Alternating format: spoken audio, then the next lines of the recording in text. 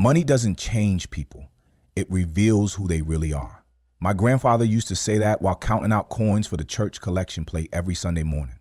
I never really understood what he meant until I was 73 years old, sitting in a fancy restaurant, watching my estranged daughter pretend to love me for the first time in 31 years. All because I just won $47 million. That's when I learned that some people will hate you for being poor and love you for being rich. And sometimes those people share your DNA. Sometimes the hardest lesson in life is learning that family isn't always family. And sometimes strangers treat you better than your own blood.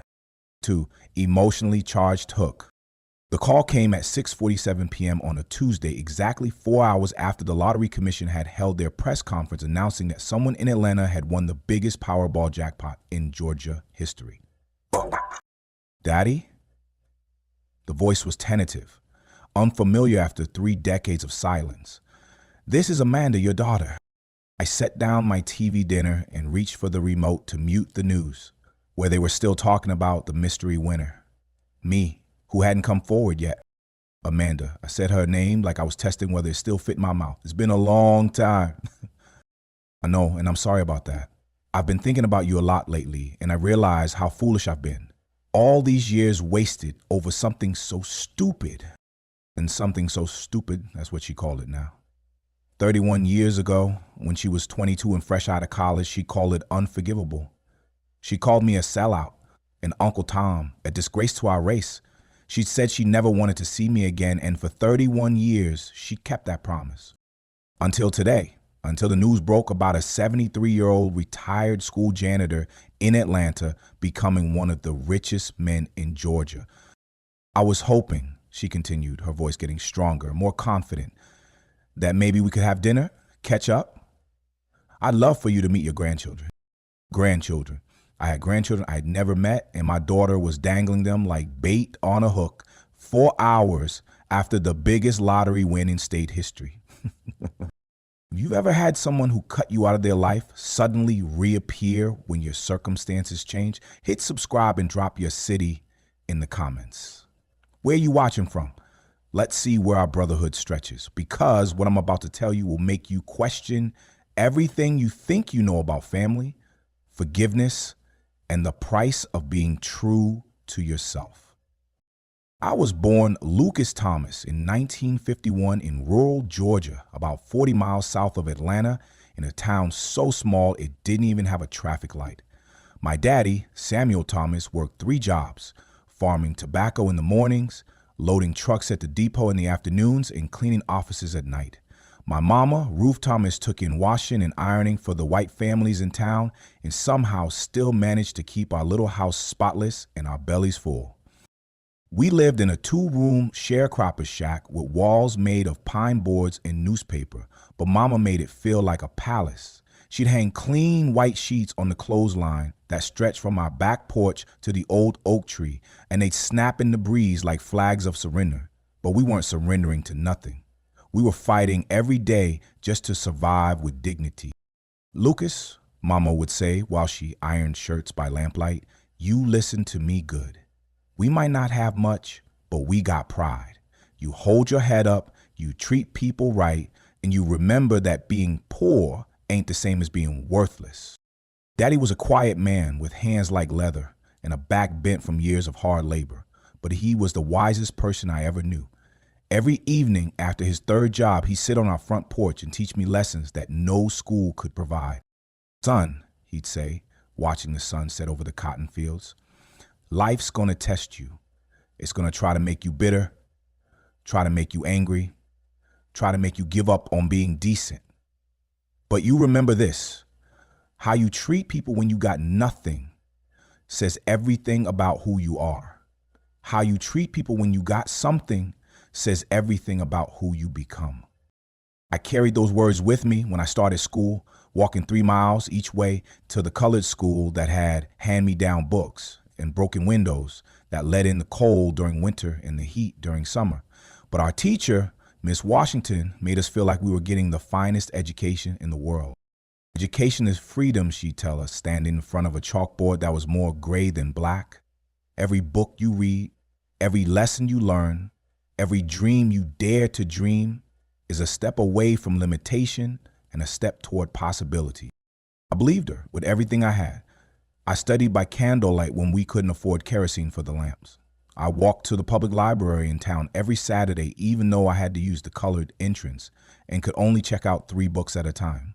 I dreamed of college, of possibilities, of a life bigger than tobacco fields and sharecropper shacks. When I was 16, everything changed. The civil rights movement was picking up steam, and even in our little town, things were starting to shift. The schools were being integrated, which meant I could finally attend the white high school with the new books and functioning windows. "This is your chance, Lucas," Daddy told me the night before my first day at the integrated school. "You're gonna face things in there that'll test every lesson we taught you. Some folks gonna hate you just for being there. Some folks gonna expect you to fail. You show them who you are." That first day walking into Jefferson County High School was like walking into a different world. Clean hallways, new textbooks, science laboratories with actual equipment, but it also meant being one of only 12 black students in a school of 600, facing stares and whispers and worse. "Hey boy," a white student named Craig Patterson said during my first week, stepping in front of my locker. "You lost? The colored school is 3 miles that way." I looked at him for a long moment, remembering Daddy's words about dignity and Mama's lessons about pride. "I'm exactly where I'm supposed to be," I said quietly, "and my name is Lucas." That became my motto for the next 2 years. I'm exactly where I'm supposed to be. When teachers ignored my raised hand, when students accidentally bumped into me in the hallways, when the guidance counselor suggested I might be more comfortable at the trade school, I held on to those words and kept pushing forward. My persistence paid off when I graduated 3rd in my class and earned a scholarship to Morehouse College in Atlanta. The day I left for college, Mama cried and Daddy shook my hand like I was a man he respected. "You make us proud, son," he said. "But more important, you make yourself proud." Morehouse was like stepping into heaven after years of fighting for every inch of respect. Here were young black men from all over the country, all of us hungry for knowledge and opportunity, all of us believing we could change the world. I studied education because I wanted to be like Miss Washington, to inspire other young black minds to reach for something greater. I graduated in 1973 with a degree in education and a head full of dreams about transforming lives through teaching. But when I returned to Georgia to start my career, I discovered that dreams and reality don't always align. Mr. Thomas, the principal of Washington Elementary School, told me during my interview, "I'll be honest with you, the school board is under pressure to hire Negro teachers, but the community isn't entirely comfortable with the idea yet. You'd be teaching in challenging conditions." Challenging conditions turned out to mean 40 students crammed into a classroom with no air conditioning, outdated textbooks, and parents who weren't sure they wanted their children taught by someone who looked like me. But I was determined to prove that I belonged there, that I could make a difference. For 5 years, I poured my heart into teaching. I stayed late to tutor struggling students, spent my own money on supplies, and slowly began to earn the respect of parents and colleagues. I was making progress, building relationships, changing minds, one classroom at a time. That's when I met Patricia. It was a young white woman, fresh out of the University of Georgia with a degree in social work, assigned to work with some of my students' families. Patricia Mitchell was 24 years old, with blonde hair, blue eyes, and a passion for helping people that matched my own desire to educate them. "Mr. Thomas," she said after observing one of my classes, "I've never seen children so engaged in learning. What's your secret?" "No secrets," I said. "Just respect them, challenge them, and believe in them." That's harder than it sounds. Most worthwhile things are.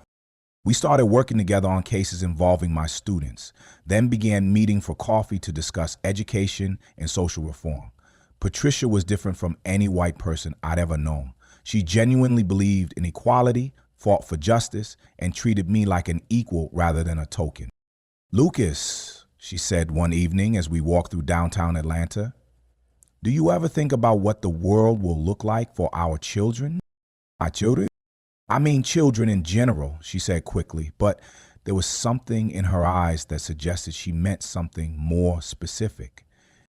We fell in love, slowly, carefully, knowing that our relationship would face opposition from both our communities. In 1978, interracial marriage was legal, but not widely accepted, especially in Georgia. We knew we were walking into a storm, but we believed love could weather anything. We were married in a small ceremony in 1979, attended by a handful of open-minded friends and exactly 0 family members from either side. Patricia's parents had disowned her when she told them about our relationship, and my parents, while not disapproving, worried about the difficulties we'd face.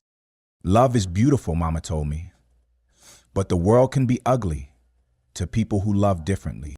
She was right. The challenges came immediately. Anonymous phone calls in the middle of the night, hostile stares when we went out in public, job difficulties for both of us as word spread about our marriage. But we weathered them together, drawing strength from each other and from our shared belief that we were living proof that the world was changing for the better. Amanda was born in 1981, a beautiful little girl who was the perfect combination of both of us. She had Patricia's blonde hair and blue eyes, but my stubborn chin and serious expression. From the moment I held her in the hospital, I knew she would be the center of my universe. "She's going to grow up in a better world," Patricia said as we looked down at our sleeping daughter. "She'll never know the limitations we faced." "She'll know love," I said. "That's all that matters." For the next 20 years, I threw myself into being the best father and husband I could be. I left teaching after facing too much resistance and took a job as a school janitor, work that was honest but didn't challenge anyone's preconceptions about where I belonged. It meant less money and less prestige, but it also meant less conflict, and I was willing to make that sacrifice for my family's peace. I worked nights cleaning classrooms and offices, then came home to help Amanda with her homework and attend her school events. I coached her softball team, drove her to piano lessons, and read her bedtime stories every night until she decided she was too old for them. "Daddy," she said one evening when she was 8, "why do some kids at school ask me funny questions about my family?" "What kind of questions?" "Like why my daddy doesn't look like my mommy, and why your skin is different from mine." Patricia and I had been dreading this conversation, but knowing it was inevitable, because families come in all different colors and shapes, I told her. What matters isn't how we look, but how we love each other. "I love you, Daddy." "I love you too, baby girl, more than all the stars in the sky." Those were the golden years, the ones I remember when I'm feeling lonely or forgotten. Amanda growing up bright and curious and confident, Patricia building her social work practice, and me taking pride in providing for my family, even if my work wasn't glamorous. But children grow up, and the world has a way of complicating simple truths. By the time Amanda reached high school, she was asking harder questions about identity, belonging, and where she fit in a world that seemed determined to categorize everyone. "I don't know what I am," she told me one night during her senior year. "The white kids say I'm not really white because of you, and the black kids say I'm not really black because of Mom." "You're exactly what you are," I said. "You're Amanda Thomas, and that's enough." "But what does that mean?" "It means you get to define yourself instead of letting other people define you." I thought I was giving her wisdom. I thought I was teaching her strength. I had no idea I was setting the stage for the biggest heartbreak of my life. The bond between Amanda and me was forged in the quiet moments that make up a childhood. Bedtime stories, homework help, Saturday morning pancakes, and 1,000 small rituals that say "I love you" without words. Every morning before I left for my night shift as a janitor, I'd wake up early to make Amanda breakfast and walk her to the school bus stop. She'd hold my hand and chatter about her dreams from the night before, her plans for the day, or whatever 8-year-old wisdom was occupying her mind. "Daddy," she said one morning as we waited for the bus, Mrs. Henderson says her daddy works in an office and wears a suit. Why don't you wear a suit? Because my job is different from Mr. Henderson's job. I keep schools clean so kids like you can learn in a nice place. That's important, very important. Clean schools help kids think better. Then you have the most important job in the world. She said it with such conviction that I almost believed it myself. In Amanda's eyes, I wasn't just a janitor. I was a guardian of learning, a protector of possibilities, a hero with a mop and bucket instead of a cape. When Amanda was 9, she decided she wanted to learn everything about my job, so I arranged with the principal to bring her to work with me one Saturday when the school was empty. "This is where you work?" she asked, her voice echoing in the empty hallways. "This is where I work. Every classroom, every bathroom, every hallway gets cleaned so Monday morning feels fresh and ready for learning." She followed me around all day, asking questions and helping by carrying my supplies. She wanted to know why I mopped in a specific pattern, how I mixed the cleaning solutions, why some stains required special attention. "You know everything about this school," she said as we finished the last classroom. "I know every inch of it, every squeaky door, every scuff mark, every corner where dust likes to hide. You're like the school's doctor, making it healthy again." I never thought of it that way, but you might be right.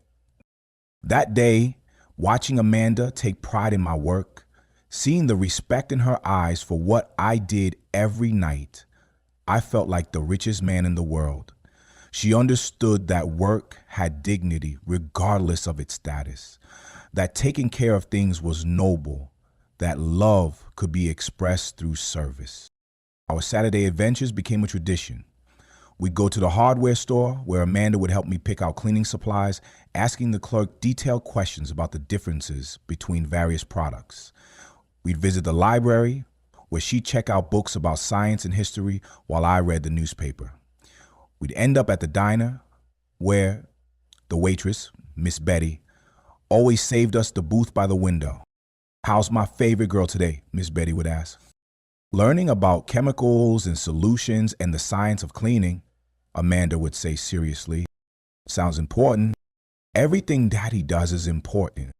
When Amanda turned 12, she started asking deeper questions about our family, about race, about the looks and comments we sometimes received when we were out together. "Daddy, why do some people stare at us when we're at the store? Some people aren't used to families that look like ours. Does that make them bad people?" "No, baby girl, it makes them limited people. They haven't learned yet that love doesn't have a color." "Will they ever learn?" "Some will, others won't. But that's their problem, not ours." Amanda seemed satisfied with these explanations, and I thought we were navigating the complexities of our situation successfully. She was confident, curious, and secure in our family's love. She had friends of all races, excelled in school, and seemed comfortable with her identity as our daughter. Her freshman year of high school brought new challenges as she began to think more seriously about her place in the world. She joined the debate team, the student newspaper, and the Black Student Union, trying to find where she belonged in each space. "The kids in BSU asked me why I don't talk more about the Black experience," she told me one evening after dinner. "What do you tell them?" "That I'm learning about it, but it's complicated because of Mom." "Your experience is your experience, Amanda. You don't have to prove anything to anyone." "But shouldn't I understand my heritage better? Shouldn't I know more about where I come from?" This led to longer conversations about my childhood, about the struggles my parents had faced, about the civil rights movement and what it had meant for people who looked like me. I told her stories about my grandfather who had been born into slavery, about my grandmother who had cleaned white people's houses while dreaming of her children getting an education, about the teachers and mentors who had encouraged me to reach for more. "I want to understand," Amanda said. "I want to know all of it." So we embarked on a journey of discovery together. We visited the Martin Luther King Jr. Center, attended lectures at the Auburn Omni Research Library, and spent weekends exploring Black history and culture. Amanda absorbed everything with the intensity she brought to all her interests. This is incredible, Daddy. Why didn't we do this before? Because you weren't ready before. Understanding history requires a mature mind. I feel like I've been missing half of myself. You haven't been missing anything. You've been growing into yourself. Now you're ready to understand the fullness of who you are. Her senior year of high school was filled with college applications, scholarship interviews, and discussions about her future. Amanda had her heart set on attending Howard University, the prestigious, historically black college in Washington, D.C. I want to be around people who understand the complexity of black identity, she told me. I want to learn from professors who studied our history and culture deeply. Howard is an excellent choice. Your grades and test scores certainly qualify you, but can we afford it? Patricia and I had been saving for Amanda's college education since she was born, putting aside every extra dollar we could manage. It wouldn't cover everything, but combined with scholarships and financial aid, we could make it work. We'll make it work, I promised. Your education is the most important investment we can make. When Amanda's acceptance letter arrived from Howard, along with a partial academic scholarship, she cried with joy and relief. This was her dream, her chance to explore her identity and find her place in the world. Thank you, Daddy, she said, hugging me tight, for everything, for supporting my dreams, for teaching me to be proud of who I am, for showing me that work has dignity and love has power. You don't need to thank me for loving you. That's what fathers do. Not all fathers, I'm lucky. The summer before college was bittersweet, filled with preparation and anticipation, but also the knowledge that our daily relationship was about to change forever. Amanda would be 4 hours away, living in dorms, making new friends, discovering new ideas. I'm going to miss our Saturday adventures, she said one morning as we sat in our usual booth at the diner. I'm going to miss them too.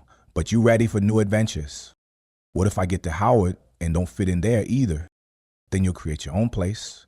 You'll find your people, and if you can't find them, you'll build a community of people who think like you do. You really believe that? I believe in you, Amanda.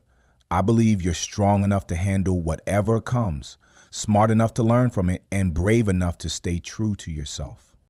The day we moved Amanda into her dorm at Howard, I was proud and heartbroken in equal measure. She was radiant with excitement, ready to embrace everything college had to offer. As we unpacked her belongings and met her roommate, I could see her transforming from my little girl into an independent young woman. I love you, Daddy, she said as Patricia and I prepared to drive back to Atlanta. I love you too, baby girl. Call us every Sunday, okay? I promise. For the first 2 years of college, she kept that promise. Our Sunday phone calls were the highlight of my week, filled with stories about her classes, her professors, her growing understanding of African American history and culture. She was thriving academically and socially, finding her voice and her place in the world. I'm learning so much about our people, Daddy, she said during one call, about the resilience and strength it took to survive slavery, segregation, all of it. I'm proud to be part of that legacy. I'm proud of you for embracing it. Sometimes I wonder if I would have been stronger if I'd grown up more connected to Black culture from the beginning. You grew up connected to love, Amanda. That's the strongest foundation anyone can have. But I could hear something changing in her voice, a growing confidence that sometimes sounded like judgment. She was learning about systemic racism, about the ongoing struggles for equality, about the compromises that previous generations had made to survive in a hostile world. Some of my professors talk about the house Negro versus the field Negro, she said during her junior year, about how some Black people collaborated with white supremacy instead of fighting it. That's a complex topic, Amanda. Sometimes survival requires compromise. But when does compromise become complicity? It was a question that would come to define our relationship in ways I never could have imagined. The first warning sign came during Amanda's junior year at Howard, in a phone call that started normally but ended with a chill I'd never heard in her voice before. Daddy, I've been thinking a lot about our family dynamic, she said, her tone more serious than usual. About the choices you made when I was growing up. What kind of choices? The choice to leave teaching, the choice to take the janitor job, the choice to accommodate white comfort instead of fighting for what you deserved. The word accommodate hit me like a punch to the stomach. In her new academic vocabulary, my survival strategies had become accommodations.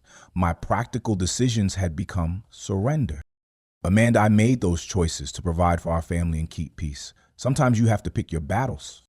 But that's exactly what I'm talking about, Daddy. Why did you have to keep peace with people who were wrong? Why was their comfort more important than your dignity? My dignity wasn't compromised by honest work, wasn't it? You had a college degree, Daddy. You were qualified to teach, to inspire, to lead. Instead, you chose to clean up after white children because it was easier than fighting for your place. Easier. She made it sound like I'd taken the easy path when every day of my working life had been a struggle to maintain pride while accepting limitations I'd never wanted. It wasn't easier, Amanda. It was practical. I had a family to support.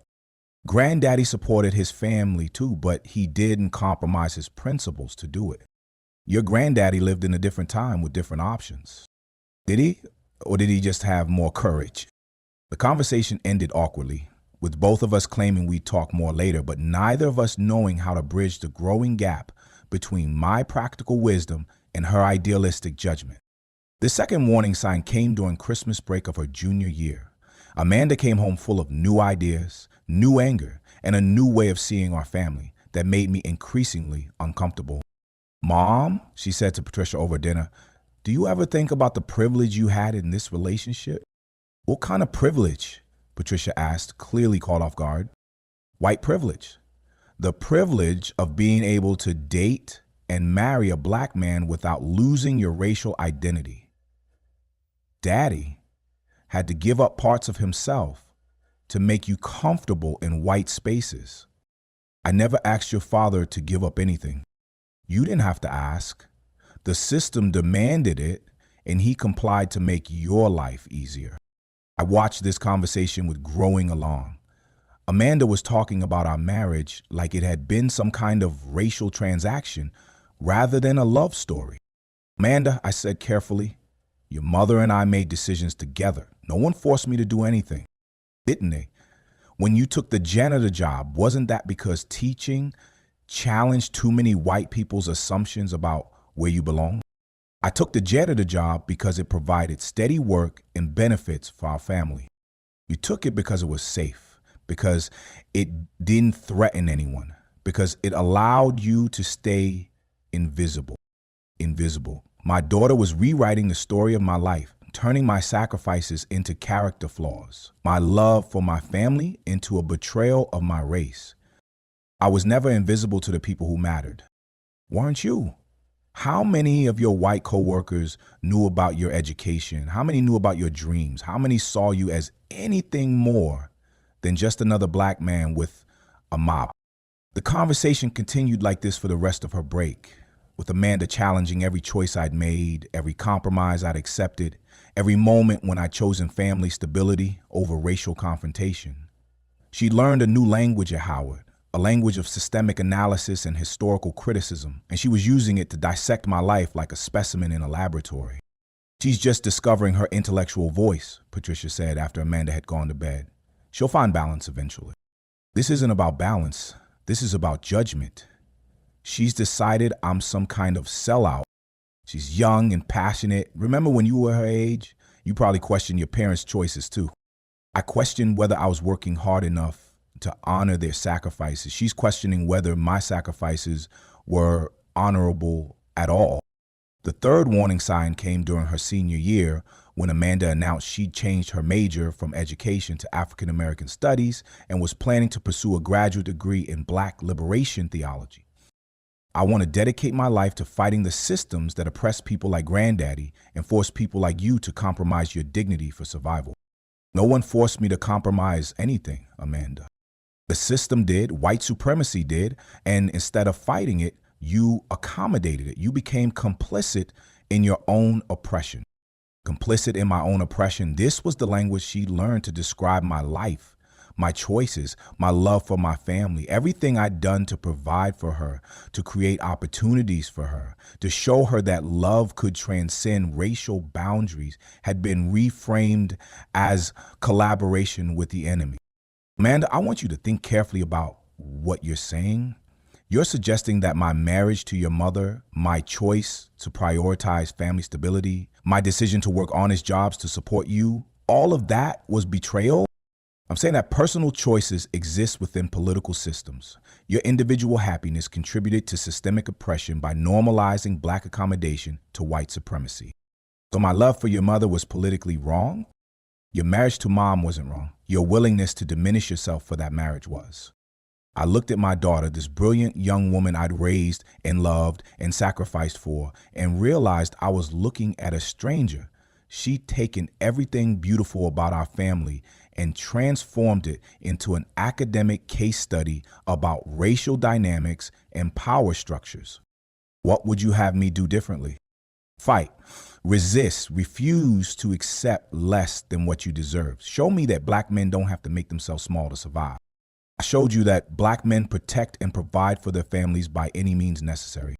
You showed me that Black men accept white definitions of their place in the world. The argument escalated from there, ending with Amanda storming out and not speaking to me for the rest of her visit. When she returned to Howard for her final semester, our phone calls became less frequent and more strained. She's just going through a phase, I told myself. She'll grow out of this militant thinking when she gets into the real world. But the real world, as it turned out, only reinforced her beliefs. Amanda graduated summa cum laude from Howard and immediately enrolled in a graduate program in African American Studies at Yale. Her thesis advisor was Dr. Rashida Williams, a prominent scholar of Black liberation theology who had written extensively about the psychological damage caused by racial accommodation and assimilation. Professor Williams says that the most insidious form of racism is the kind that makes Black people complicit in their own oppression, Amanda told me during one of our increasingly rare phone calls. Professor Williams doesn't know anything about my life or my choices. She knows about systemic patterns. She knows about the ways that white supremacy operates by convincing Black people that accommodation is survival. And you think that's what I did? I think you had more options than you acknowledged. I think you chose the path of least resistance and convinced yourself it was love. It was love, Amanda. Everything I did was love. Then why do I feel like I grew up without a strong Black father? Why do I feel like you taught me to compromise instead of fight? The question hung between us like a wall I didn't know how to scale. How do you explain to your child that strength sometimes looks like surrender? That love sometimes requires sacrifice? That survival isn't always pretty, but it's always necessary? I taught you to be strong enough to choose your battles and wise enough to know which ones are worth fighting. You taught me to accept injustice as long as it doesn't touch my immediate family. Our phone calls became shorter and less frequent. Amanda was deep into her graduate studies, writing a thesis about something she called the psychology of racial accommodation in the post-civil rights era. I had the uncomfortable feeling that I was serving as her primary case study. She's pulling away from us, Patricia observed one Sunday evening when Amanda hadn't called as promised. She's pulling away from me. She still talks to you? Only to analyze my role in what she calls your racial compromise. She's applying academic theory to our personal lives. Maybe she needs to. Maybe she needs to understand her identity in a broader context. Or maybe she needs to remember that her identity was built on love, not theory. The final warning sign came the weekend before Amanda's graduation from Yale. We'd driven up to New Haven expecting to celebrate her academic achievement, but instead found ourselves attending what felt like a public indictment of my life choices. Amanda's thesis presentation was titled Survival or Collaboration, Black Masculinity and Racial Accommodation in Post-Integration America. I sat in that lecture hall and listened to my daughter describe my life as an example of how systemic racism operated by convincing Black men to accept subordinate roles in exchange for basic security. The subject of this case study, she said, not looking at me, represents a generation of Black men who internalize white supremacist definitions of appropriate Black behavior and pass those limitations on to their children as love. She never mentioned my name, but everyone in the room who knew our family understood exactly who she was talking about. I was her primary source, her living example of everything she believed was wrong with Black accommodation to white power structures. After the presentation, colleagues and professors congratulated Amanda on her brilliant analysis while I stood in the corner feeling like a specimen in a museum exhibition about racial pathology. That was powerful work, Dr. Williams told Amanda as we gathered for the reception. You've captured something essential about the generational transmission of racial accommodation. Thank you. I hope it contributes to breaking these patterns. I'm sure it will. The first step toward liberation is understanding the mechanisms of oppression, even when they're perpetuated by people we love. Even when they're perpetuated by people we love. I was standing right there, listening to my daughter's mentor describe me as a perpetrator of oppression against my own child. Amanda, I said as we drove back to our hotel, we need to talk about what happened in that room. What about it? You used our family as a case study without asking how I felt about having my personal choices dissected in public. I used my experience as a case study, my experience of growing up with a father who taught me to accommodate racism instead of fighting it. Is that really how you see your childhood? As accommodation to racism? How else should I see it? You worked as a janitor when you were qualified to be a teacher. You accepted a subordinate position to maintain white comfort. You taught me to be grateful for less than what I deserved. I taught you to be grateful for the love and opportunities you received, while accepting that those opportunities were limited by race, while teaching me that fighting for full equality was less important than maintaining family stability. We were back to the same circular argument we've been having for 2 years, but this time I could see that Amanda wasn't just expressing academic ideas. She was expressing personal hurt. She felt that my choices had somehow diminished her, that my accommodations had taught her to accept limitations she didn't want to accept. What do you want from me, Amanda? I want you to acknowledge that you could have made different choices. I want you to admit that you prioritize white comfort over Black dignity. And if I can do that, if I still believe I made the best choices available to me at the time, then I guess we don't have anything more to talk about. She said it quietly, matter-of-factly, like she was commenting on the weather, but I could see in her eyes that she meant it. Amanda had drawn a line in the sand, and I was on the wrong side of it. Amanda, you're my daughter.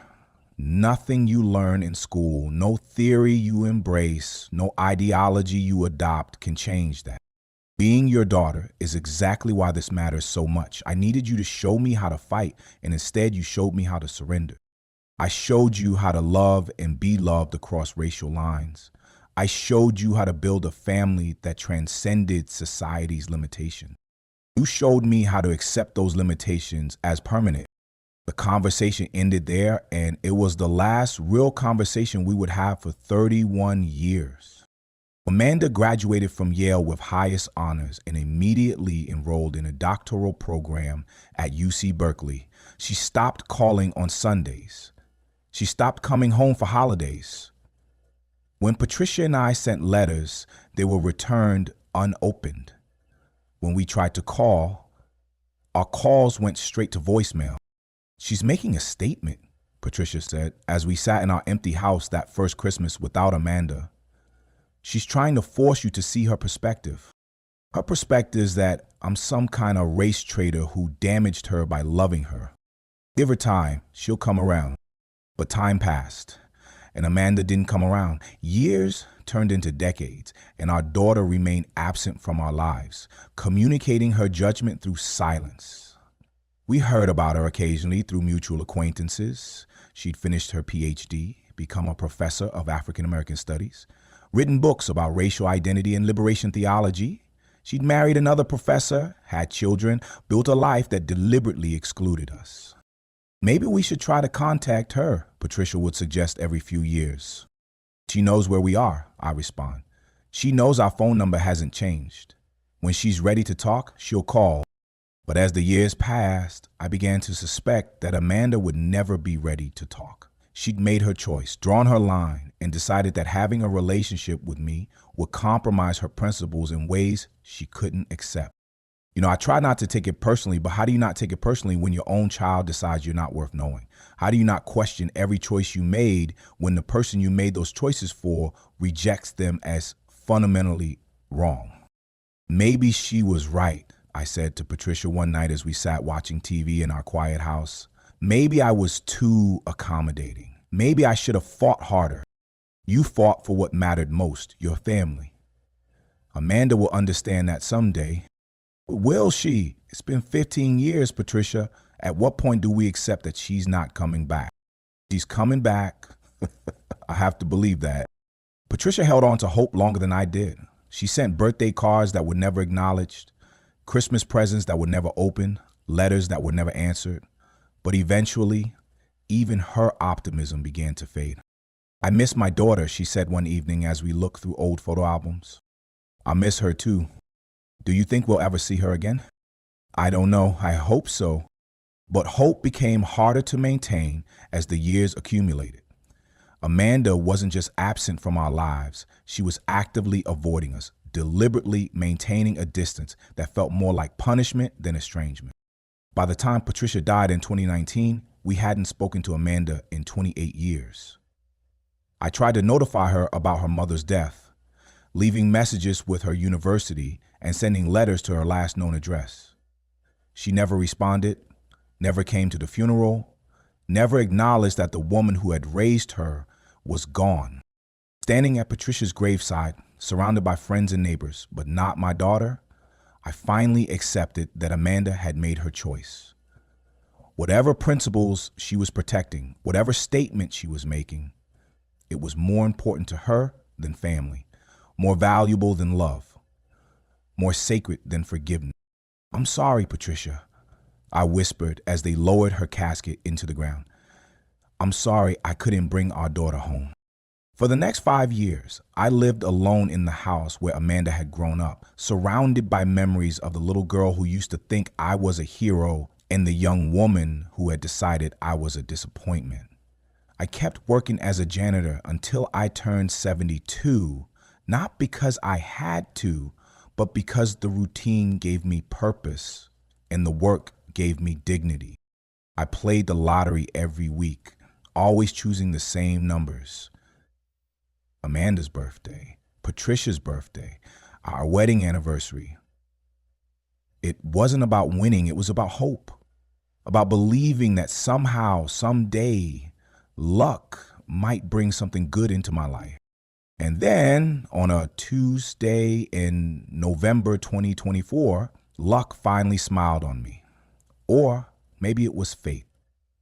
Or maybe it was just the universe's way of teaching me one final lesson about the difference between what money can buy and what love can't repair. Either way, everything changed the day I won $47 million, including my understanding of why Amanda had really stayed away for 31 years. The Powerball drawing was held at 10:59 p.m. on Monday, November 18th, 2024. I was sitting in my recliner, watching the news and eating a microwave dinner when they announced the winning numbers: 7, 23, 15, 31, 19, and Powerball 12. I looked down at my ticket, the same numbers I'd played every week for 5 years, and felt my heart stop. 7 for the day Amanda was born, 23 for the day Patricia was born, 15 for the day we got married, 31 for the number of years Amanda had been out of my life, 19 for the year Patricia died, and 12 for the month Amanda graduated from college. Holy Lord, I whispered to my empty house. I won. I checked the numbers again, then again. then called the lottery hotline to have them verify the ticket. The automated voice confirmed what I could barely believe. I was the sole winner of the largest Powerball jackpot in Georgia history. $47 million after taxes. I didn't sleep that night. I sat in my kitchen, staring at the ticket, trying to wrap my mind around what had happened.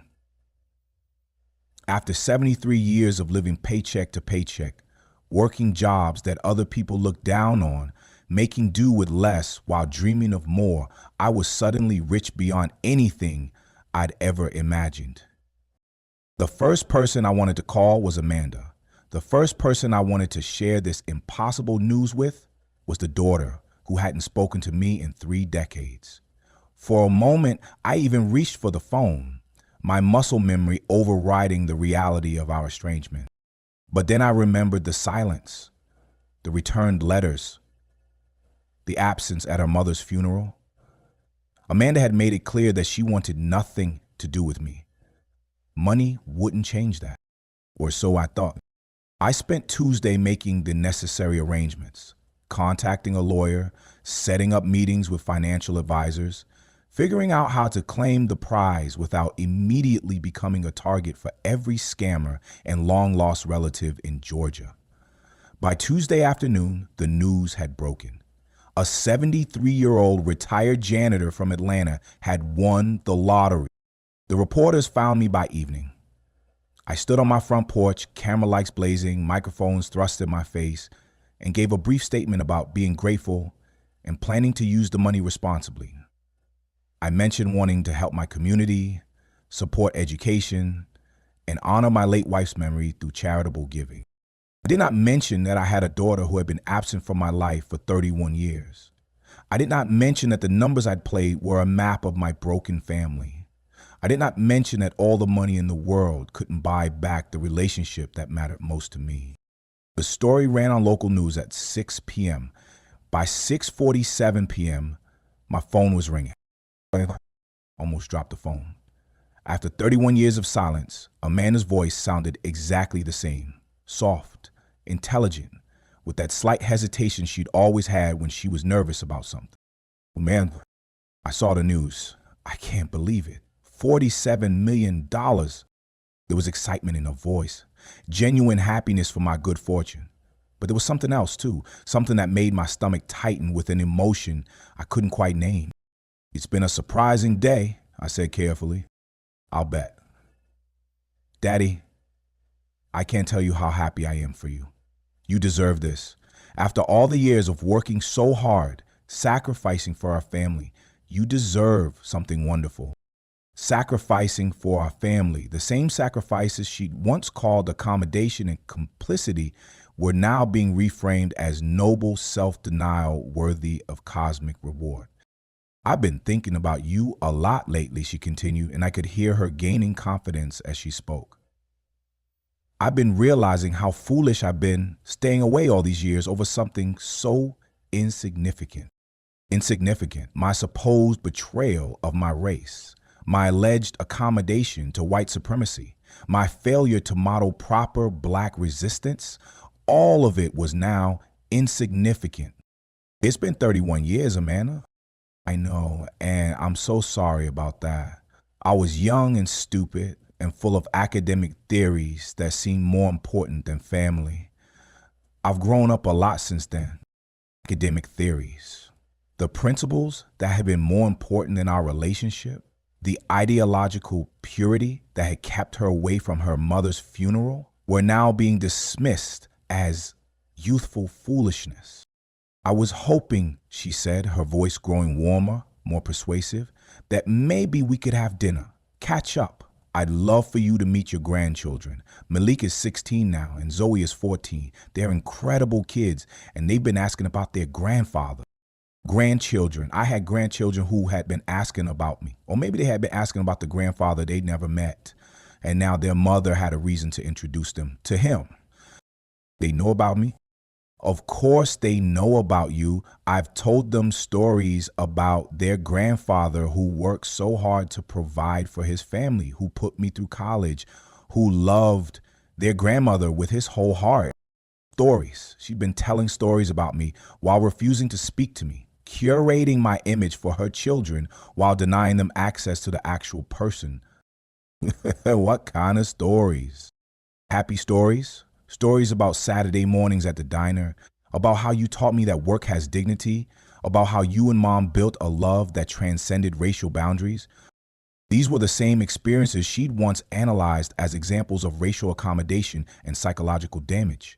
The same childhood memories she dissected in academic papers were now being presented as heartwarming anecdotes. Amanda, why are you calling me today? Because I realize how much time we've wasted. Because I want my children to know their grandfather while they still can. Because life is short and family is everything. Family is everything. Coming from the woman who had cut her family off for 3 decades because they didn't meet her ideological standards. Where would you like to have dinner? I asked, curious to see how far she would take this performance. Actually, I was thinking it might be nice to have dinner at my house. I could cook your favorite meal and the kids could get to know you in a comfortable setting. Her house, where I would be a guest in my daughter's life for the first time in 31 years, meeting grandchildren who had grown up without me, pretending that money had somehow repaired what ideology had broken. That sounds nice, I said, though nothing about this conversation sounded nice to me. How about Friday night? Around 7? Friday works. Oh, Daddy, I'm so excited. The kids are going to be thrilled. Malik especially. He's been working on a school project about civil rights, and he'd love to hear your stories about growing up in the South. My stories about growing up in the South. The same stories she'd once used as evidence of my failure to properly resist racism were now going to be shared as family history. I'll see you Friday, Amanda. I love you, Daddy. I've missed you so much. She hung up before I could respond, which was probably for the best, because I didn't know what to say to a daughter who claimed to love and miss me after 31 years of deliberate absence. I didn't know how to process love that appeared 4 hours after a lottery win and disappeared whenever principles were at stake. I sat in my quiet house, holding the phone and trying to understand what had just happened. After 3 decades of silence, Amanda had called within hours of learning about my lottery win. She wanted to introduce me to grandchildren I'd never met, cook me dinner in a house I'd never seen, and share family stories she'd been telling without me. The timing wasn't a coincidence. The sudden reframe of our history wasn't organic personal growth. Amanda hadn't overcome her objections to my life choices. She'd simply found a reason to set them aside temporarily. Money doesn't change people, I said to my empty living room, remembering my grandfather's words. It reveals who they really are. And what the money had revealed about Amanda was that her principles were negotiable, her love was conditional, and her 31-year absence had been a choice that could be reversed when circumstances made it financially advantageous. I had 2 days to decide what to do with this revelation, 2 days to figure out whether I wanted to play along with Amanda's sudden reconciliation or confront her about the convenient timing of her change of heart. 2 days to decide whether $47 million was worth the price of pretending that money could buy back a daughter's love. The 2 days between Amanda's phone call and our dinner felt like the longest 48 hours of my life. I walked through my house, looking at the empty picture frames where family photos used to be, thinking about the conversations I'd imagined having with my daughter for 31 years. None of those imagined conversations had started with her congratulating me on winning the lottery. Wednesday morning, I called my lawyer, James Mitchell, to discuss something that had been bothering me since Amanda's call. James, I need to ask you something confidential. Of course, Lucas. What's on your mind? If someone wanted to find out how much money I won, how would they do that? Well, lottery winning's a public record. The amount, the winner's name, the general location, all of that gets released to the media. Why do you ask? My daughter called me yesterday. We haven't spoken in 31 years. Hines. James had been my lawyer for 15 years, handling Patricia's estate and my will. He knew about Amanda's absence from our lives. And you're wondering if the timing is coincidental. I'm wondering if she called because she missed her father or because she heard about a $47 million lottery winner. It's a painful question to have to ask. It's a necessary question. James, is there any way to legally protect myself from family members who might have financial motivations? There are several options, but they depend on what you're trying to protect against. Are you concerned about elder abuse, financial manipulation, inheritance disputes? I'm concerned about being loved for my money instead of being loved for myself. That's harder to protect against legally, but there are ways to structure your finances so that no one can benefit from manipulating you emotionally. We spent an hour discussing trusts, charitable foundations, and legal structures that would ensure my lottery winnings went to causes I cared about rather than people who only cared about me when I was wealthy. Lucas, James said as our meeting ended, whatever you decide about your daughter, make sure you're protecting yourself first. Money changes relationships, and not always for the better. That afternoon, I did something I probably shouldn't have done. I Googled Amanda. In 31 years, I'd resisted the temptation to look up information about my daughter online. I'd respected her choice to stay away and hadn't tried to intrude on her life through social media or internet searches. But now I needed to understand who she'd become, what her life looked like, and whether she might have financial reasons for suddenly wanting a relationship. What I found both impressed and depressed me. Dr. Amanda Thomas Williams was a distinguished professor of African American studies at Emory University. She'd published 4 books about racial identity and liberation theology, won prestigious academic awards, and was considered a leading expert on the psychological impact of systemic racism. Her professional biography describes her as a scholar whose groundbreaking work examines the intergenerational transmission of racial accommodation and the pathways to authentic Black liberation. She'd built her entire academic career on studying the kind of choices I'd made, the kind of life I'd lived. Her faculty webpage included a photo, a sophisticated woman in her early 40s with natural hair and serious eyes, standing in front of a bookshelf filled with volumes on African American history. She looked successful, confident, and utterly unfamiliar to me. I found mention of her husband, Dr. Michael Williams, also a professor at Emory, and their 2 children, Malik and Zoe. There were references to their home in an affluent Atlanta suburb, their involvement in various social justice organizations, and their lifestyle that appeared to be quite comfortable. Comfortable enough that they shouldn't need money from a long-lost grandfather, but comfortable in the way that academic families were comfortable. Stable, but not wealthy. Secure, but always conscious of expenses.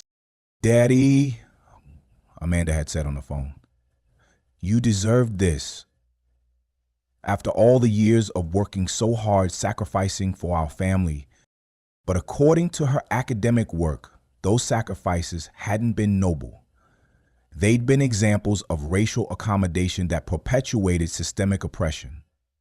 According to her published research, Fathers Like Me were case studies in how Black men internalized white supremacist limitations and passed them on to their children. So which version of me was real? The father whose sacrifices deserved cosmic reward, or the case study whose choices perpetuated racial oppression? The answer, I was beginning to suspect, depended entirely on whether I had $47 million. Thursday evening, I sat in my recliner and tried to prepare for the conversation I would have with Amanda the next night. I wanted to give her the benefit of the doubt, wanted to believe that 31 years had genuinely changed her perspective on our relationship. But I also wanted to be honest about what I'd observed. The timing of her call, the sudden reframe of our family history, the convenient dismissal of principles that had once been more important than family, all of it suggested that Amanda's change of heart was motivated by something other than love. My phone rang at 9 p.m. It was Amanda, calling to confirm our dinner plans. Hi, Daddy. I just wanted to make sure you're still planning to come tomorrow night. I'll be there. The kids are so excited to meet you. Malik has been researching our family history, and Zoe has been asking me questions about what you were like when I was growing up. What kind of questions? Oh, you know, kid questions. Whether you're funny, whether you'll like them, whether you have any hobbies they might share with you. Well, what did you tell them? I told them their grandfather is the kindest, most hardworking man I've ever known. I told them you taught me everything important about love and family and dignity. Love and family and dignity. The same concepts she'd once argued I'd failed to properly model. Amanda, can I ask you something? Of course. What changed your mind about our relationship? After 31 years, what made you decide to reach out? There was a pause on the other end of the line, and I could almost hear her calibrating her response. I've been doing a lot of therapy, Daddy, working through the anger and resentment I was carrying from my youth. My therapist helped me understand that I was punishing you for systemic problems that weren't your fault. Therapy. It was a reasonable explanation, the kind of personal growth story that sounded plausible and mature. When did you start this therapy? About 2 years ago, after Michael and I had some marriage problems. The therapist helped me see that my pattern of cutting people off when they disappointed me was unhealthy. And it took 2 years of therapy to realize you wanted a relationship with me. It took 2 years of therapy to work up the courage to call you. I was afraid you'd hang up on me, afraid you'd reject me the way I rejected you. It was a skillful answer, one that positioned her as vulnerable and apologetic while explaining the timing of her call in terms of personal growth rather than financial opportunity. I would never reject you, Amanda. You're my daughter. I know that now. I should have known it all along. I'll see you tomorrow night. I can't wait, Daddy. It's going to be wonderful. After she hung up, I sat in my quiet house and tried to decide what to believe. Was Amanda really a woman who'd overcome years of resentment through therapy and personal growth? Or was she someone who'd calculated that $47 million was worth setting aside principles she'd once held sacred? The truth was, I might never know for certain. People's motivations are complex. And it was possible that Amanda had genuinely changed her perspective while also being influenced by my sudden wealth. But what I did know was this. If Amanda had called me 2 weeks ago before the lottery win, I would have been overjoyed to hear from her, regardless of her reasons. I would have embraced any explanation she offered and been grateful for any opportunity to rebuild our relationship. The money had changed that, not because it had changed me, but because it had revealed something about her timing that was impossible to ignore. Tomorrow night, I would meet my grandchildren for the first time and have dinner with my daughter after 31 years of estrangement. I would listen to her stories about family and love and forgiveness, and I would try to separate what was genuine from what was convenient. But I would also remember my grandfather's words, money doesn't change people. It reveals who they really are. And what the money had revealed about Amanda was that her love came with conditions I was only now beginning to understand. Friday evening, I stood in front of my bathroom mirror, adjusting my tie for the third time and wondering if I was making a mistake. I dressed in my best suit, the one I'd worn to Patricia's funeral, and polished my shoes until they gleamed. After 31 years, I wanted to make a good impression on my own daughter. The address Amanda had given me led to a beautiful Tudor-style house in Druid Hills, one of Atlanta's most prestigious neighborhoods. The driveway held 2 late-model cars, and the landscaping looked professionally maintained. This was clearly the home of a successful academic family, the kind of place where dinner conversations probably included discussions of tenure-track positions and sabbatical research. I sat in my car for a moment, gathering my courage. Through the large front windows, I could see warm light and moving figures. My family was in there, daughter, son-in-law, grandchildren. And for the first time in 3 decades, I was invited to be part of it. Amanda opened the door before I could ring the bell, as if she'd been watching for me. She looked exactly like her faculty photo, sophisticated, confident, and slightly nervous. "Daddy," she said, and for just a moment, her voice cracked with what sounded like genuine emotion. And "Hello, Amanda." She hugged me then, and for a few seconds, I allowed myself to believe that this was what I'd been hoping for all these years. My daughter, my arms, my family restored. Come in. Everyone's so excited to meet you. The house was beautiful in the way that academic homes often are, filled with books, art, and the kind of furniture that suggests good taste rather than great wealth. Family photos covered the mantelpiece and side tables, showing the children at various ages, vacation trips, and milestone celebrations. None of the photos included me. 31 years of family history displayed on every surface, and I was absent from all of it. Malik, Zoe, come meet your grandfather. Two teenagers appeared from what I assumed was the family room. The boy, Malik, was tall and serious looking, with his father's features but Amanda's intense eyes. The girl, Zoe, was smaller and more animated, with natural hair and a bright smile that reminded me painfully of Amanda at that age. Hi, Malik said, extending his hand formally. I'm Malik. It's nice to finally meet you. Hello, Malik. You can call me Grandpa if you like. Grandpa? Zoe said, trying out the word. Mom showed us pictures of you from when she was little. You look the same, just older. Everyone gets older, sweetheart. That's how time works. They laughed, and for a moment I felt the simple joy of making my grandchildren smile. Michael, Amanda called toward the back of the house. Come meet my father. Dr. Michael Williams emerged from what appeared to be a home office, and I immediately understood why Amanda had chosen him. He was everything I wasn't. Tall, light-skinned, academically accomplished, and presumably aligned with her intellectual and political perspective. Mr. Thomas, he said, shaking my hand with the slightly distant politeness of someone who'd heard about me, but never expected to meet me. Amanda's told me so much about you over the years. All good things, I hope. Absolutely. She's very proud of your work ethic and dedication to family. Work ethic and dedication to family. Safe, neutral qualities that avoided any mention of the ideological differences that had kept me away for 3 decades. Dinner's ready, Amanda announced. I made all your favorites, fried chicken, cornbread, green beans, and sweet potato pie for dessert. We sat around their dining room table, and I tried to process the surreal nature of the situation.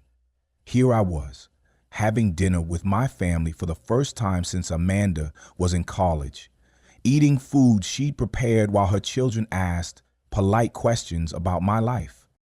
Grandpa, Malik said, Mom told us you worked as a janitor for most of your career.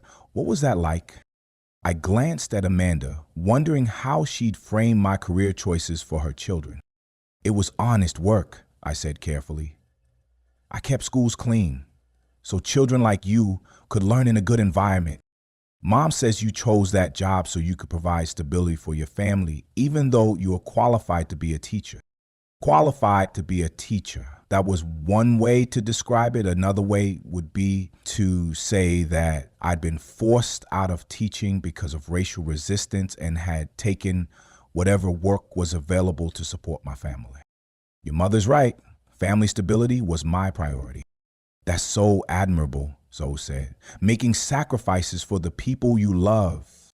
Sacrifices for the people you love, not accommodation to white supremacy, not racial complicity, just love expressed through practical choices. What made you start playing the lottery? Michael asked, and I could hear the real question underneath. When did you start gambling with money your family needed? I played the same numbers every week for 5 years, I said. They were meaningful dates, birthdays, anniversaries, important family moments. That's so romantic, Amanda said, using family history as lottery numbers. Romantic. She made it sound like sentimental nostalgia rather than what it really was. A lonely man's way of staying connected to the family that had abandoned him. Tell us about Mom, Zoe said suddenly. I want to know about Grandma Patricia. The request caught me off guard, and I saw Amanda tense slightly. Patricia was a complicated subject for this conversation. The white woman who had supposedly participated in my racial accommodation, but also the loving mother who had never stopped hoping for Amanda's return. Your grandmother was the most loving person I've ever known, I said carefully. She believed in equality and justice, and she taught your mother to fight for what's right. Mom says Grandma died 5 years ago. That's right. Were you sad that Mom couldn't come to the funeral? The question hung in the air like a hand grenade. Zoe was 14, old enough to understand family dynamics, but young enough to ask direct questions that adults danced around. Yes, I said simply. I was very sad about that. I was dealing with some family issues at the time, Amanda said quickly. It was complicated. Complicated. That was how she explained missing her mother's funeral to her children. Not principled, not necessary, not justified by academic theory, just complicated. But that's all in the past now, Amanda continued. We're together now, and that's what matters. Actually, I said, I'd like to understand what changed. Amanda, you stayed away for 31 years because you disagree with my life choices. What made you decide those disagreements were no longer important? The table went quiet. Michael cleared his throat. The children looked between their parents with the instinct kids develop for recognizing adult tension. Daddy, do we really need to discuss ancient history? We're together now. Ancient history includes the reasons you gave for staying away. I'd like to know what changed. I told you, I've been in therapy. I've grown as a person. What specifically did you learn in therapy that changed your mind about my character? Amanda set down her fork and looked at me with an expression I remembered from her college years. Intellectually superior, slightly impatient with having to explain obvious things to someone who didn't understand. I learned that I was holding you to impossible standards, that I was expecting you to be a perfect symbol of Black resistance instead of just being my imperfect father. And when did you learn this? Over time, through reflection and therapeutic work. When did you start the therapy? About 2 years ago? And when did you decide you wanted a relationship with me? It was a gradual process. Amanda. I interrupted her, my voice carrying a firmness I hadn't used with her since she was a child. When did you decide you wanted a relationship with me? She looked around the table, realizing that her children and husband were witnessing this interrogation and that her careful narrative was being challenged in real time. I don't understand what you're getting at. I'm getting at the fact that you called me 4 hours after the lottery win was announced on the news. I'm getting at the fact that 31 years of principled objection to my life choices disappeared the moment I became worth $47 million. And Daddy, that's exactly what happened, Amanda. And I want to know if we're going to pretend it didn't, or if we're going to be honest about why you're suddenly interested in having a relationship. The silence that followed was deafening. Malik and Zoe stared at their plates. Michael studied his wine glass. Amanda's face cycled through expressions of hurt, anger, and calculation. Is that really what you think, she asked finally, that I only called you because of the money? I think the timing is hard to ignore. So you calling me a gold digger? I'm calling you someone whose principles became flexible when $47 million was involved. That's unfair and hurtful. What's unfair is having a daughter who stayed away from her mother's funeral but shows up for dinner when there's lottery money to discuss. We're not discussing lottery money, aren't we? Isn't that why you called? Isn't that why you suddenly decided I was worthy of knowing my grandchildren? Amanda stood up from the table, her face flushed with anger and embarrassment. How dare you suggest that I would use my children to manipulate you for money? Because you would, because you are. Because everything about this dinner is manipulation designed to make me feel grateful for scraps of attention I should have been receiving all along. That's enough, Michael said, standing up as well. This is our home, and you're upsetting our children. Your children are my grandchildren, and they're learning an important lesson about conditional love and convenient principles. Grandpa, Zoe said quietly, please don't fight with Mom. I looked at my granddaughter, this beautiful young woman I was meeting for the first time, and felt my heart break.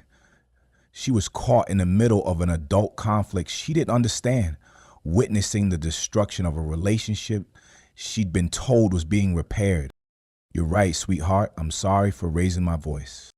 Maybe you should leave, Amanda said coldly. Maybe I should. I stood up from the table and looked around at the family I dreamed of reuniting with for 3 decades. None of this was what I'd imagined. None of this felt like love or forgiveness or family healing. Malik, Zoe, I said, addressing my grandchildren directly, I want you to know that I loved your mother from the day she was born until the day she decided I wasn't worth knowing. I loved your grandmother until the day she died, and I would have loved both of you from the day you were born if I'd been allowed to. Grandpa Malik started to say, but I'm not going to pretend that money changes the past or that lottery winnings repair relationships that were broken for other reasons. You're being cruel, Amanda said. I'm being honest. There's a difference. I walked toward the front door with Amanda following me. Daddy, please don't leave like this. We can work through this. Can we? What specifically are we going to work through? Your sudden decision that I'm acceptable? Your convenient reinterpretation of family history? Your children's confusion about why they're meeting their grandfather for the first time at 16 and 14? I made mistakes. I was young and stupid. You weren't young and stupid, Amanda. You were principled and unforgiving. The only thing that changed was my bank account. I reached for the door handle, then turned back to face my daughter one more time. When your therapy helps you understand the difference between apologizing for staying away and explaining why you came back, call me. Until then, I think we both know where we stand. I left that beautiful house in that expensive neighborhood and drove home to my modest house in my working class neighborhood, where I'd been alone for 5 years and might be alone for the rest of my life. But at least I'd be alone with my dignity intact and my illusions finally destroyed. 6 months after that disastrous dinner, I was sitting in my financial advisor's office, signing papers that would establish the Lucas and Patricia Thomas Foundation for Educational Excellence. The foundation would provide scholarships for children from working class families, fund after-school programs in underserved communities, and support teachers who were making a difference in difficult circumstances. You've given away $45 million, my advisor, Carol Stevens, said as I signed the final documents. Are you sure about this? I'm keeping $2 million for myself, which is more money than I ever dreamed of having. The rest should go to people who need it more than I do. What about your family? Your daughter might. My daughter made her choice 31 years ago, and she made it again 6 months ago. This money isn't going to change who she is or what she values. The foundation was my way of making peace with Amanda's absence. Instead of leaving money to a daughter who only wanted me when I was wealthy, I was giving it to children who reminded me of myself at their age, hungry for opportunity, willing to work hard, and deserving of chances they might not otherwise receive. There's one more thing, I told Carol. I want to establish a separate scholarship specifically for children of mixed-race families, kids who might be struggling with identity issues or facing challenges related to their complex heritage. That's very specific. Any particular reason? Because I understand what it's like to love across racial lines, and I understand what it costs. I want to support families who are trying to build bridges instead of walls. The scholarship would be called the Patricia Mitchell Thomas Memorial Scholarship, honoring the woman who had believed in love conquering prejudice, even when our daughter decided that love was politically problematic. Setting up the foundation gave me a sense of purpose I hadn't felt since Patricia died. Every dollar I gave away was a vote for hope over cynicism, love over ideology, practical help over theoretical purity. It was my way of living out the values that Amanda had once criticized me for holding. You know, I told my friend Robert one afternoon as we sat on my front porch, I finally understand what my grandfather meant about money revealing character. How so? Amanda's character was always there. The capacity to cut people off when they disappointed her, the ability to put principles before relationships, the willingness to judge rather than forgive. I just didn't want to see it. And the money? The money showed me that those principles weren't as important as I thought they were, that the ideology that kept her away for 31 years could be set aside when it became financially convenient. Were you angry about it? I was. Now I'm just sad Sad that she became someone capable of abandoning family over political disagreements. Sad that she raised children who've never known their grandfather.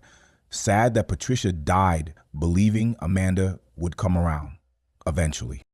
Do you regret how you handled the dinner? No, I regret that it was necessary, but I don't regret being honest about what was happening. Robert nodded. He'd known me for 20 years, had watched me grieve Patricia's death and Amanda's absence, and understood that confronting my daughter had been painful but necessary. What happens now? Now I live my life. I help kids get educated. I support teachers who are making a difference, and I try to honor the memory of the woman who loved me unconditionally for 40 years. And Amanda has to decide whether she wants a relationship with her father or a relationship with her father's money. She can't have both. The decision to give away most of my lottery winnings wasn't just about Amanda, though. It was about understanding that money, especially unexpected money, could corrupt relationships in ways that were impossible to undo. I'd seen it happen to other lottery winners.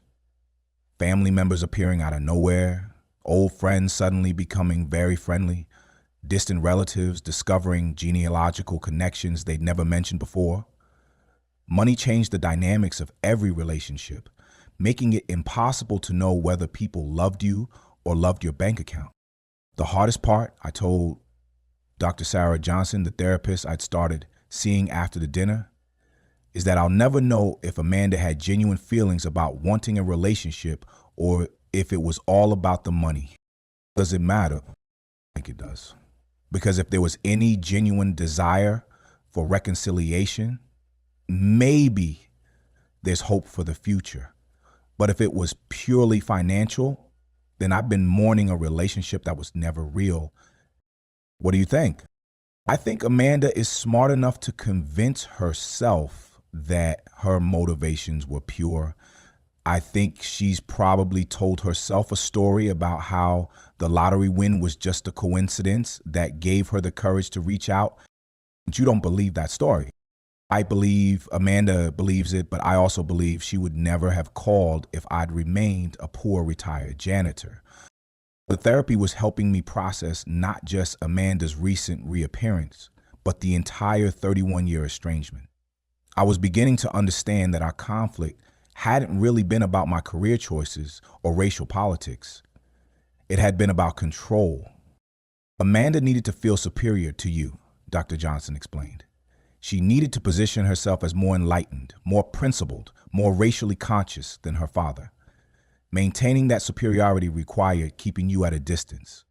And the money changed that dynamic? The money made you powerful in a way that threatened her sense of superiority. Suddenly, you weren't just the accommodating father who'd made problematic choices. You were the lottery winner who could afford to reject her. So she tried to reestablish control by reframing our history. Exactly. By calling you and positioning herself as the gracious daughter who was forgiving your past mistakes. She was attempting to regain the moral high ground. But I didn't let her. You didn't let her. And that's why the dinner went so badly. You forced her to confront the reality that her principles were conditional and her love was transactional.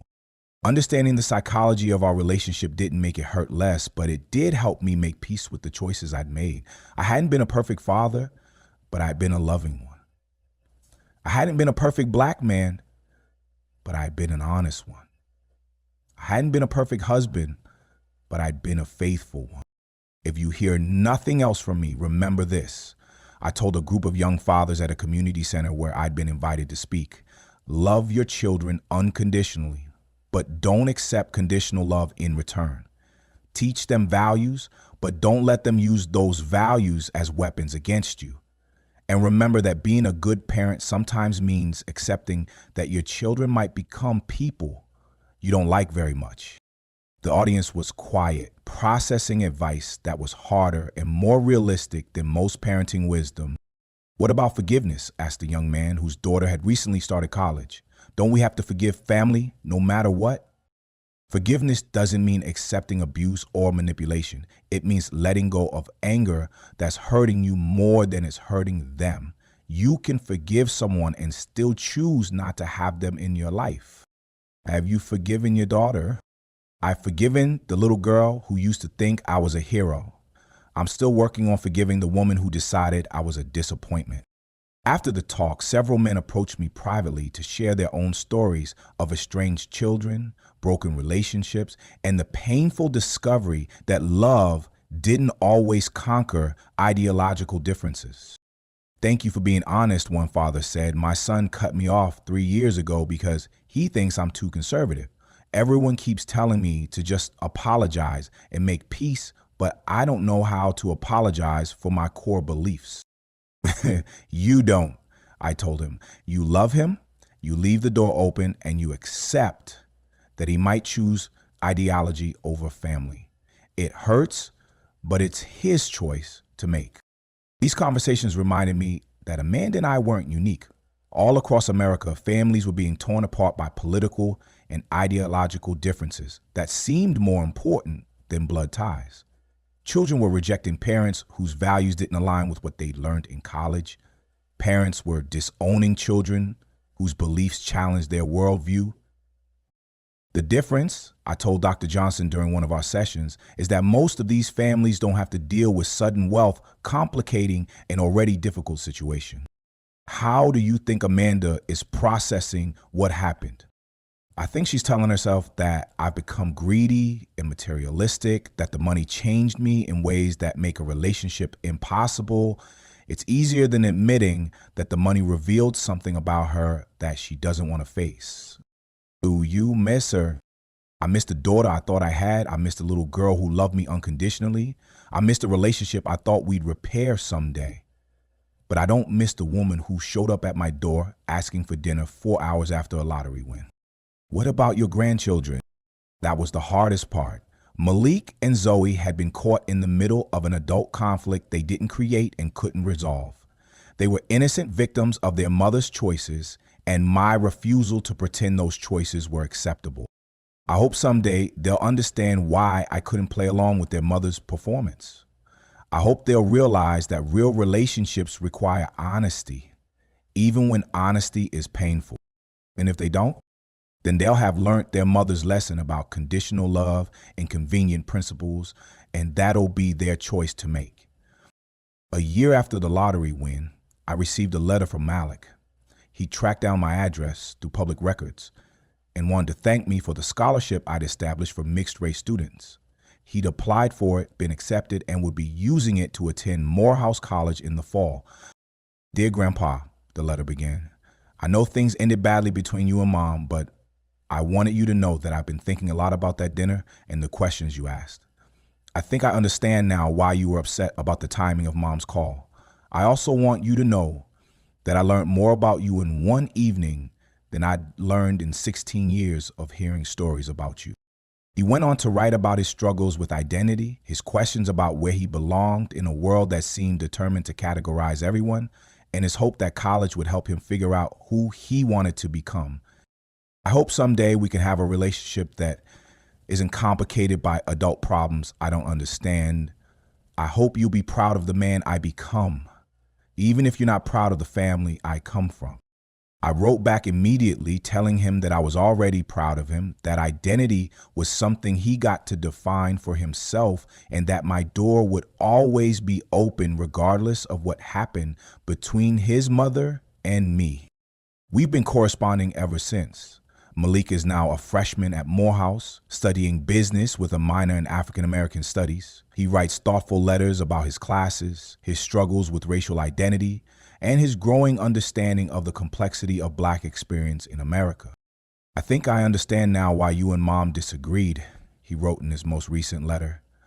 "She needed you to be a symbol of resistance, but you needed to be a father and husband. Those aren't always the same thing."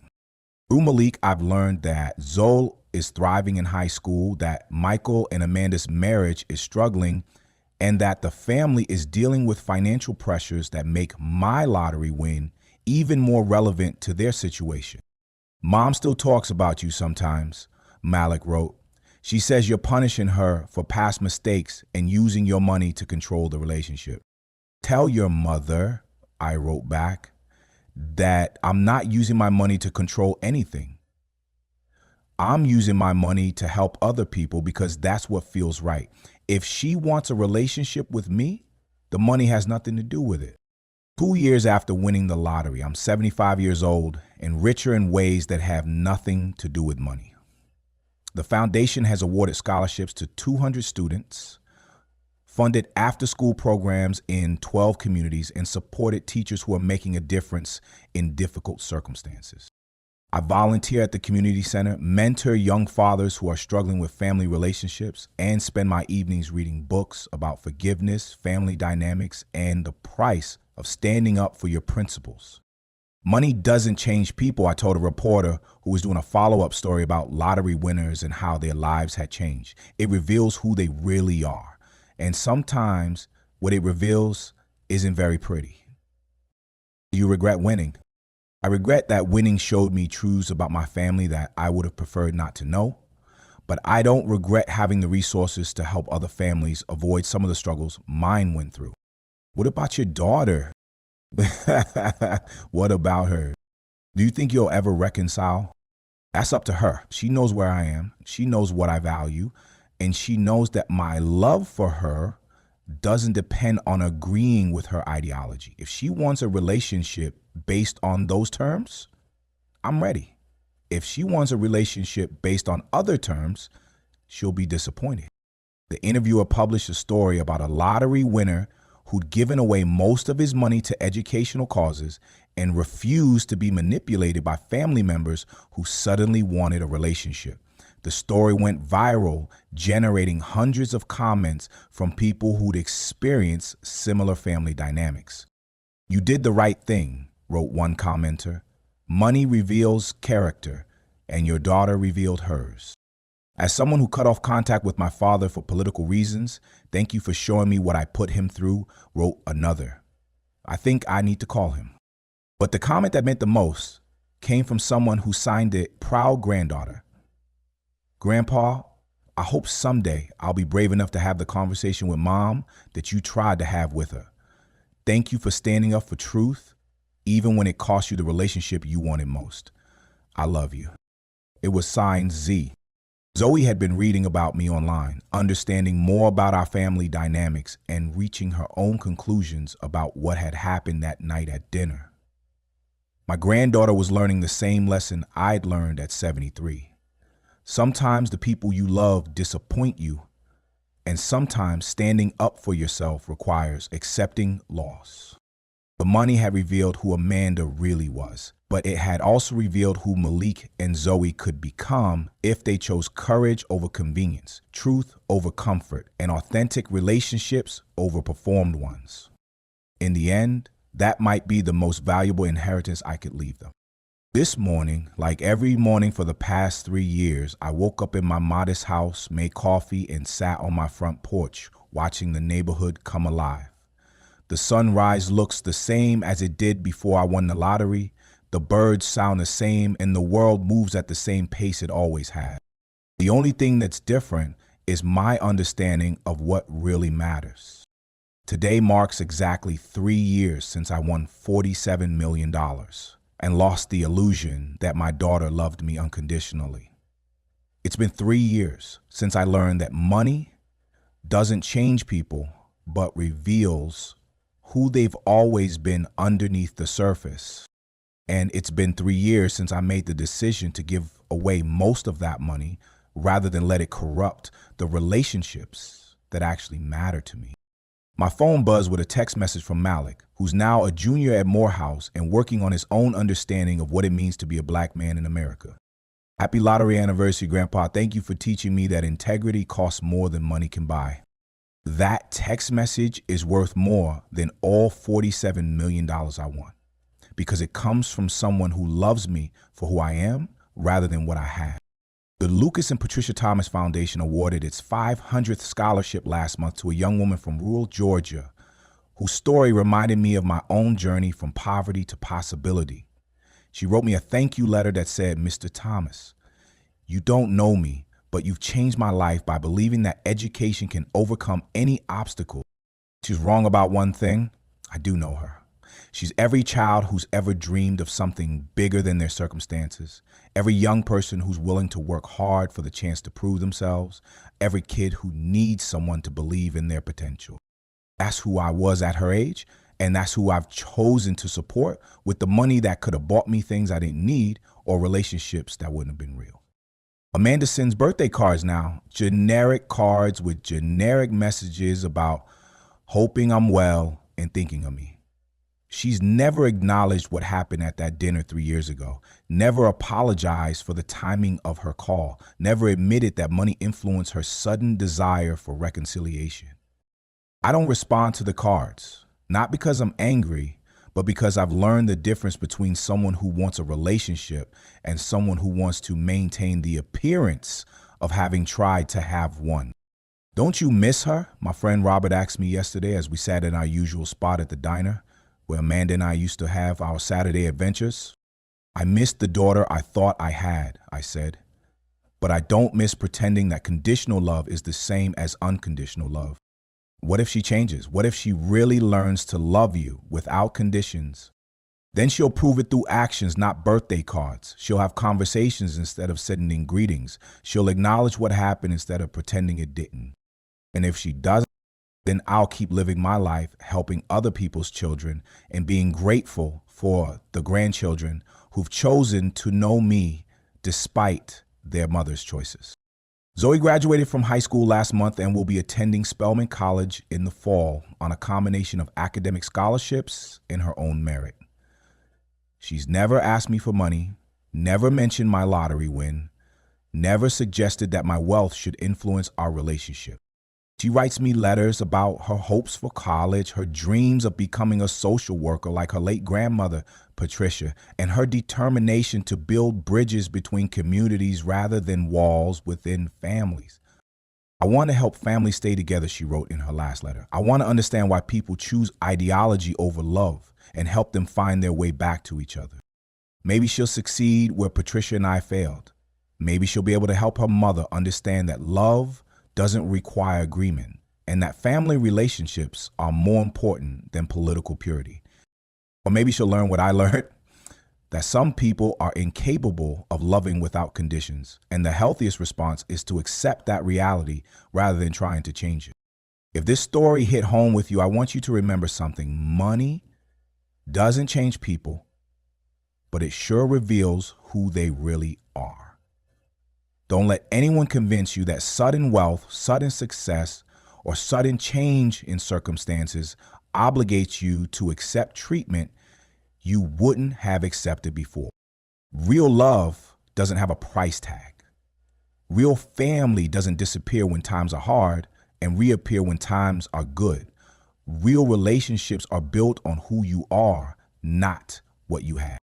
Share your own experience in the comments if you've ever had someone's true character revealed by changing circumstances. Tell a brother who needs to hear that he deserves love that doesn't depend on his bank account, his status, or his willingness to be someone he's not. This is his stories where men find the courage to tell their truth and the strength to choose authentic relationships over convenient ones. The sun is setting now, painting my front porch golden with evening light. Time to start another day of this complicated, difficult, perfectly imperfect life I built from the ashes of relationships that weren't as real as I thought they were. And you know what? I'm at peace with all of it because I finally understand that the biggest jackpot isn't the money you win, it's the clarity you gain about who really loves you and who's just along for the ride. That's a kind of wealth that money can't buy and circumstances can't take away.